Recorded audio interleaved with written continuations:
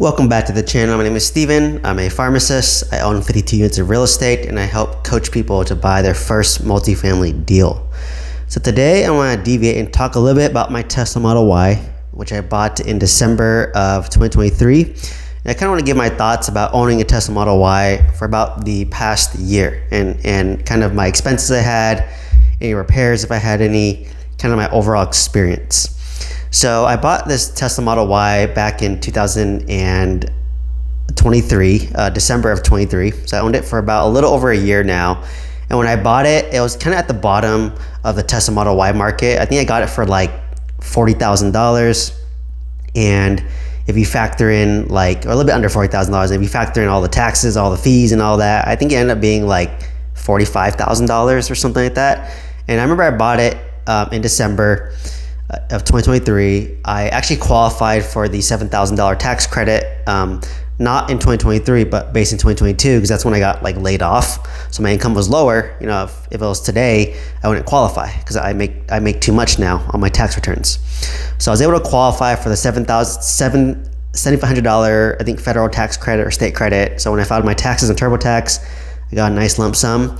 And you know, I got 6 months of free supercharging, which was really nice because I was commuting 70 miles a day from Santa Monica all the way up to Lancaster, believe it or not. So I was driving 140 miles a day, and every day I would sit at the supercharger for about 20 to 25 minutes to get my car up because the apartment I was living at didn't have a charger. So I always would sit there and charge a little bit longer, right? So it was nice to have that 6 months of free supercharging. Because, I was driving a lot. I went to the Bay Area for the holidays. I was driving to Vegas. I drove everywhere because it was free, right? And the car came with Autopilot, which has been really game changing. My BMW just had regular cruise control, but not, it didn't measure the distance in front of you. So if you're about to, getting too close to the car, I had to turn off my cruise control and lower my speed, or just turn it off and take over. But with auto steer, it's nice because it steers the car for me. But also I can adjust it. So I'm like, I want to stay 4 to 5 car lengths behind the car in front of me. So it'll adjust its speed automatically with that. I got 6 months of free full self-driving. But to be honest, I was too scared and too chicken because I didn't trust the car yet to do the full self-driving. So I kind of regret not trying. But to me, just auto steer and autopilot was game changing enough for me because I was used to just steering myself. But here, it's steer for me. So it's really nice. For that, and it's really nice when you're just going on the freeway. There's no traffic. You're just kind of cruising there. You can kind of relax, enjoy the scenery. You have to look forward, or else because the eye sensors are very sensitive. So if I look away, look left, look right, or I look at the map on the screen, it beeps me saying, "Hey, pay attention to the road." And then periodically, if you don't keep your hands on the steering wheel or don't apply enough pressure, it'll actually say, "Hey, put your hands on the pressure." So it's in about a year that I've owned it, the eye sensor was kind of weak. I used to wear sunglasses, and the sensor couldn't really tell if I was paying attention or not. So I can get away of looking, away from forward more liberally. But I noticed that over the past year, the eye motion detector got better, so I can sense my eyes through my sunglasses to the point where now it can just tell where my eyes are, even through my sunglasses. So, for better, for worse, it tracks your eyes better, and it's strict. So, I was basically I use Autopilot almost a lot. Even today, I'm stuck in LA traffic. I do Autopilot in bumper-to-bumper traffic, and it used to be a little bit too bumpy for me. On standard mode. So I made my car in chill mode so that when you're in bumper to bumper traffic, I actually go in chill mode and I will do about 5 car lengths in front of me, but it doesn't really maintain 5 car lengths in front of me. Realistically, it's bumper to bumper, but at 5 car lengths, it doesn't speed up and stop all the time because it's an electric car. So, when you step on it, it speeds up fast because there's no engine, or sorry, it just fast, right? It's just electric. So it just speeds up versus a gas car. You press on it, there's a delay, and then it goes. But electric car, you just press on the gas and it just goes, or press on the accelerate and it just goes. So it was too jerky. You'd be like this all the time, right? So I didn't really like that. But at chill mode, autopilot, bumper to bumper traffic, 5 car lengths, that's kind of been my sweet spot. I don't know if Tesla improved that or I just got used to it. It could have been maybe me just getting used to it over time, and Tesla didn't improve anything. So I use that quite a bit. Now I get full self-driving periodically for free for like 30 to 60 days, once a quarter, I would say. So as I got more comfortable with the Tesla, I started using it, and actually really do enjoy like the full self-driving. Like, basically I let it drive on the city roads. I let it drive on the freeway. I let it take me go from point A to point B. And I built more trust with it, and it does make my life a little bit easier, right? In terms of like city driving, you can kind of just like zone out and go, right? Or not really zone out, but like it's more liberal in terms of like when you're on full self-driving, I don't have to keep my hands on the steering wheel as much. Like I think with Autopilot, auto steer, if my hands are off the steering wheel for like, I think 30 to like 90 seconds, it'll actually beat me. But with the full self-driving, I remember I just put my hands down for like a solid, like, I felt like a few minutes before like it would kind of ding me to touch it. So in full self-driving, it is more liberal in terms of you not having to touch it as much, right? Versus Autopilot. And with full self-driving, you get the 360 Tesla vision. So the dashboard looks a lot better. You get a better view of the cars in front of you, to the left of you, to the right of you, at the cross section, versus Autopilot auto steer. Like, it's just a very basic screen where you just see yourself and you see the car in front of you. Like, it's more basic. It's not as robust compared to Tesla 360. And kind of from my experience using full self-driving, so it doesn't do that great when you're like in LA, and those like narrow streets in LA where like there's cars parked on both sides, and like you kind of have like a lane and a half realistically. Tesla kind of gets hung up, right? Or like if you're trying to go one way, another car's going another way, like Tesla just gets stuck and won't necessarily like kind of scoot over, let the car go, then you go, right? So usually in those narrow roads, I don't do full self-driving. I just drive it myself because I'm able to like pull over so the other car could like go, because Tesla like freaks out when a car gets too close. And obviously if you're in a tight road with two cars, cars can get close, but in full self-driving, the car's gonna like pull over, stop and just freeze, right? So I don't really do that in narrow roads. The Tesla full self-driving is not that great in terms of merging onto a freeway. So in LA, to get onto the freeway, you go on the exit, there's like a line of cars bumper to bumper, and like the full self-driving is not aggressive enough to like just stick your nose in and then go in, right? Because once you stick your nose in, the car lets you go in and then you go in. But the Tesla is not aggressive enough to do that, so it ends up just like going straight, going off the freeway again, and then rerouting, which I didn't really like. So for me, I typically will just drive the car myself if I'm going to merge into a freeway that has like bumper to bumper traffic. So that's a weakness. Another thing I don't like about the full self-driving is it changes lanes a lot. So like, sometimes in LA, like to merge onto like, let's say the 405 freeway, you have like 3 miles to go, but the traffic starts piling up bumper to bumper 2 miles before the freeway's there, right? So I know, like for me on the 405, I'm gonna like get over early, so I just wait in line. But the Tesla, like, it assumes, I got 3 miles left, right? So I'm gonna wait to the last minute to cut through. But by that point, maybe there's a too long a line, no one lets you in, so you end up missing that exit, right? So if I know what's happening, I don't really trust full self-driving. And sometimes it's really annoying. Tesla will like change lanes a lot just to go faster, but it makes it a little bit more stressful because you're just like changing lane this way, and then you go left, you go right, you go left, you go right. So like I don't like that with the full self-driving feature. Overall, would I buy it? I think right now I wouldn't buy it because I get it free, I think every quarter for about 30 days. And then I'm waiting for the price to drop to like $2,000 to $3,000. At that point, I think it's worth it to buy. Right now it's $8,000. I don't think that's worth it to buy. But obviously if it's free, I'll use it. Or if it's like $2,000 to $3,000 in the future, then I would consider it, right? So that's kind of my experience with the full self-driving. So like for me, I like right now I don't have full self-driving, so I just use Autopilot, auto steer for my day-to-day commute to work on the freeway. I noticed Tesla, the maps are not as good compared to Google. So like it sometimes makes me go this really weird way, and it's like really annoying because like when you do full self-driving, it just follows the map on Tesla Maps, which isn't the best route to go.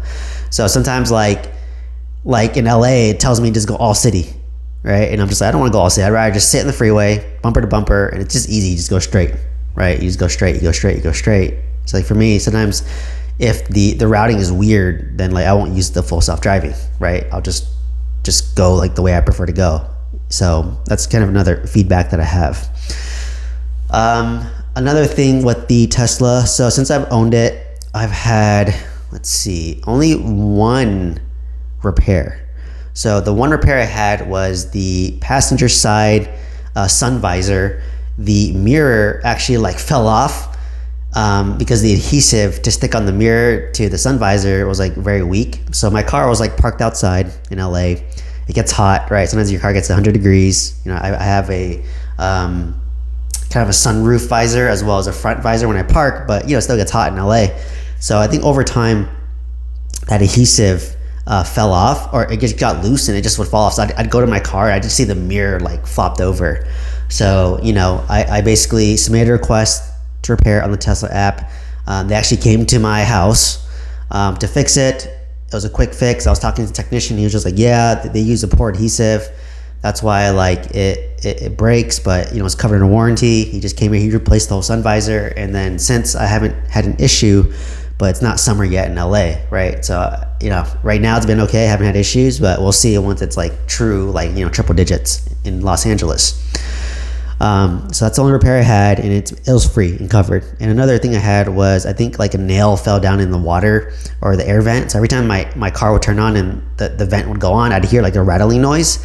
So something fell in there, and they just removed that, you know, free of charge as well when they repaired my sun visor.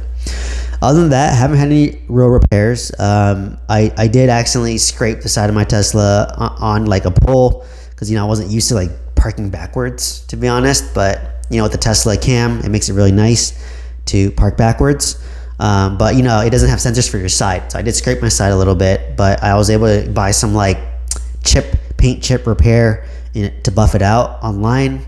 I forgot the name of it, but it's like this red bottle on Amazon, but you just like put it on a microfiber cloth. Well, you clean the scratch first with like water, then you get the magic eraser buffer on like a microfiber cloth, and then you just like apply it, and then hopefully you'll buff it out so that, you know, the paint chip goes smaller and smaller over time, right? So I think I did it like 5, 6, 7 times, and then the paint chip got pretty small, and then I bought like touch-up paint on Amazon, not from Tesla, but from Amazon. It's the generic one. My car is like, I think it's like the silver metallic, or I forgot the color already, but like the silver color or the gray color car. And then it comes in like a pen, so you shake it and then you just paint over it, like right over it with a pen. So I did that, and like honestly, I don't really notice it anymore. You know, my car is typically dirty anyways, admittingly, so I don't really notice it. Let's see what else. So in the Tesla Model Y, which is nice, is that, you know, you can drop your back seat to get more space to haul stuff. So when I was moving into my current home, I put a bunch of heavy stuff on the back seat, and I guess the crate was a little bit heavy, and it kind of damaged the back of my Tesla, you know, the back of the seat that drops down. So I guess they're not as like durable, you know, if you put something heavy on there, or just be careful if you put something heavy on there. What else? I bought my floor mats for my car on Amazon, the generic version. I didn't buy it from Tesla because it's too expensive. I think Tesla was selling it for like $500. I bought mine for like $150, I believe. And they've been working great. Honestly, they fit perfectly. You know, I have a mat for the front, the front seat, the passenger seat, the back seat, the cargo, and the little back trunk as well. So it's been doing great. In terms of like supercharging, you know, I supercharge my car quite a bit. You know, the first 10-15 minutes is pretty fast. You're charging at like 600 miles per hour for the first 10 to 15 minutes, but after that it goes really slow, and you can see the speed as you measure it. But now that I have my own home, I have solar panels, I have my own outlet now. I charge at home. I didn't install a home charger. I just have a dryer outlet. It's 24 amps, I believe, or so, you know, when I charge my car, I charge about maybe 14 to 15 miles per hour. So to go from like 20% to like 80%, it probably takes me about like 6 to 7 hours. If I want to go from like 20% all the way to 100%, it probably takes me about 12 hours. So typically I start charging at around 9 p.m. because that's when it's cheapest rate for me, because I have a time of use plan because I have solar panel as well as electric car. So it's cost about, I think, 23 cents per kilowatt hour if I charge after 9. If I charge during the peak time, which is 4 p.m. to 9 p.m., it's almost like 56 cents per kilowatt hour. So it's almost double the cost, more than double the cost. So for me, I schedule the charging on my Tesla to basically start charging it around 9 o'clock. And I know that, for the most part, if I'm trying to go to 80%, by the time I wake up and go to work, it's, at 80%. Or if I'm going to 100%, going on a long trip, then I know it's gonna take me about 12 hours. So I'll be ready by like 9 a.m., right? So, for me, I set my car to charge up to about 80%. I charge about maybe like once every 4 to 5 days. I don't charge it every day, even though that's what they recommend. I'm too lazy to do that. So for me, I use about maybe 15% a day. So over 4 days, that's 60%. So I go from 80 to 20, and then I just recharge my car. If I go on a long trip, I typically will charge up my car to 100%. So that, let's say I'm driving to San Diego, I can drive to San Diego and then, drive around San Diego. And then on the way back, maybe I have to charge for like maybe 5 to 10 minutes to get me enough to charge at home, and usually I set my at-home energy to around like maybe 10%, so that I'm not wasting money paying a supercharger, because supercharger, they charge about 56 cents per kilowatt hour, right? Whereas I charge at home for 23 cents per kilowatt hour, but if you factor in my solar panels, it's basically free, right? Because I just use I charge my car 4 to 5 times, maybe 5 to 7 times a month, depending on how much I travel. And my electricity bill, I've never paid anything on my electricity bill, so it's always been covered, right, on my car. So it's nice. I have regenerative braking on my Tesla, so if you're in stop and go traffic, you're generating energy, right? What else? So no major repairs. Like I said, it's been nice. I haven't had to do oil change. I did change my HEPA filter, or my cabin filter. So I was driving to Lancaster, which is the desert. So it got dirty fast. And what's nice about the Tesla is you can document when you do all these replacements and repairs. So if you changed your wipers, you can document that. If you rotate your tires, you can document that. If I changed my HEPA filter, you can document that. So it's nice, so I can track it, right? So for me, I replaced HEPA filter just because it was high use. So I bought the generic one from Amazon, and then my dad helped me replace it. It was a little bit challenging to drop the HEPA filter in the back. It's almost like dropping it. It's like 2 of them that you drop back there. So it's actually where your cup holder is, or the glove, where you have a kind of a little glove box or a storage area. Behind it, you can actually access the HEPA filter. So you have to take off a screw, take off the side, and then from there you dig in, you can drop your HEPA filters in there, and it's 2 of them. And the hard part was you have to drop 2 and it has to fit nicely. So that one took a little bit longer than I would like, but I bought this generic one on Amazon for Tesla Model Y. I had a charcoal filter, so it filters the air a little bit better. And it's been working great since. The air feels a lot fresher. I have less allergies. So that's been great. And I think that cost $15 to replace that. So it's pretty cheap. So far, I've driven about 21,000 miles on my car.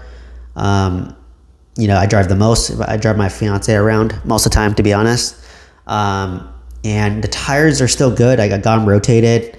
My dad was warning me that at 30,000, usually tires might wear out. But when I got my tires rotated at 20,000, they said my tires are still good. So, for me, if I were to upgrade, I'd probably buy my new tires from Costco, which has Michelin or Bridgestone. So I would look to see which one's on sale. And then I want to get tires that, last longer and have good traction all weather. So I would probably buy from Costco. To be honest, but right now my tires are still good, and I've been monitoring it. What else? In terms of driving the car, I used to drive a BMW 328i, which was a sports car low to the ground, so I could hug the ground and hit corners pretty hard. But I noticed that in the Tesla Model Y, because I have bigger tires, they're wider. When I make a wide turn, stuff in the back, it shuffles a lot. So you're hauling a lot of stuff, it really shuffles. So you have to take the turns a little bit slower compared to obviously a BMW. And if I hit a bump, you hit it and you just hear all the stuff in the back jump up, right? So that's kind of something I didn't really like. In terms of the panoramic sunroof, it was nice to have a view, but honestly, when you're driving LA and the sun's right above you, it's so hot. I feel the sun's hitting me directly. So I did buy a sunroof where you install it above it and it covers the whole panel. You lose your view, but it does keep you at least 5 to 10 degrees cooler, which is nice, and the sun doesn't hit me directly. But to install it was such a pain in the ass. But once you do it once, you're good, right? So that's kind of one thing I didn't like about that. So yeah, that's kind of been my experience driving it. Really enjoy it so far. It rides really comfortable. I like the backup cam. It's really nice. I actually tried the auto park when I had full self driving, and it turns your steering wheel a lot, but it's nice because it helps you parallel park. It can park backwards for you. It's the default how it parks. And then with the backup cam, it's been really easy to park. You can see the lines, and then your mirrors will fold down, so it makes it really easy to track. So overall, I had a pretty good experience with my Tesla Model Y. The only thing I wish is that the battery range could go 500 miles, so that I just can drive from LA to the Bay Area without making a stop. When I drive from LA to the Bay Area, I'm forced to stop at least once or twice, or usually it's 2 10-minute charge sessions, and then you'll get there at low battery. I wish I didn't have to do that because I like to drive straight, but it's not bad. You just go to the restroom, stretch a little bit. But for me, I'm the type where I just want to drive. I don't want to take a break. And that's kind of been my feedback with that. But to me, I can't imagine buying another car. I mean, it's pretty cost effective car, rides well, nice technology, it upgrades a lot. You get upgrades every 2 months, I'd say. And they have features that do improve it over time. They just opened up a Tesla plant near where I live now. So if I want to do repairs, it's really easy. I just can drive there, park my car there, and just walk home, right? It's super nice in terms of that. And what else? What else is there? So that's kind of been my thoughts and my experience driving the Tesla Model Y. Honestly, my fiance has driven it. She likes the Autopilot. Whenever her 2008 Camry craps out, she's probably going to get a Tesla Model 3. So we both have 2 Teslas.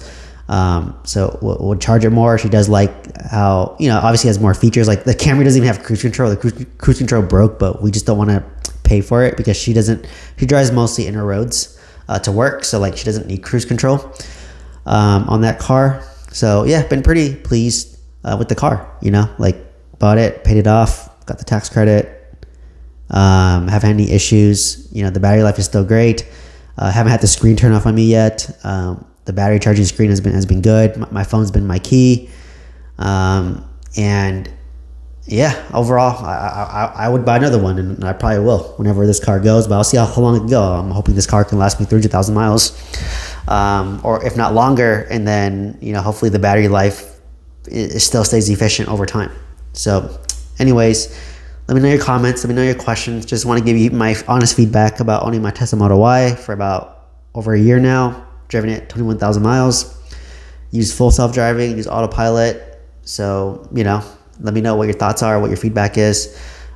Side topic, but if you want to buy multifamily real estate with some guidance, some mentorship, check out my links down below. I have a multifamily boot camp that I'm starting up again to meet once a week with 10 people for free. So if interested, just send me an email or put a comment down below. Otherwise, please like, comment, subscribe, and hope to see you next one. Thank you so much.